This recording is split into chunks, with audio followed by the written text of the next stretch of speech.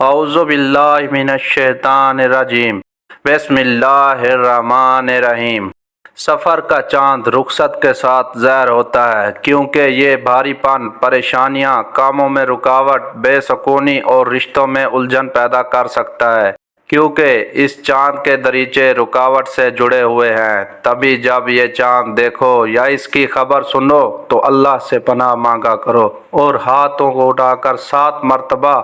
سورہ نصر پڑھ لیا کرو اور اللہ سے دعا مانگو کہ اے میرے اللہ، مجھے ہر قسم کی پریشانی اور مصیبت سے اپنی پناہ میں رکھ، میرے گھر سے اور گھر والوں سے ہر قسم کی نحوست کو دور رکھ۔ جیسے ہی تم اللہ کی دربار میں سورہ نصر پڑھ کے سفر کے مہینے کے آغاز میں دعا مانگو گے تو اللہ کے خاص فرشتے تمہارے گھر کے چاروں طرف کھڑے ہو جائیں گے اور وہ تمہیں اپنی پناہ میں لے لیں گے اور آنے والا پورا سال تمہارے گھر کی حفاظت کرتے رہیں گے، اور یوں بیماریاں، پریشانیاں، مصیبتیں، بندشیں تمہارے گھر کے قریب نہیں آئیں گی۔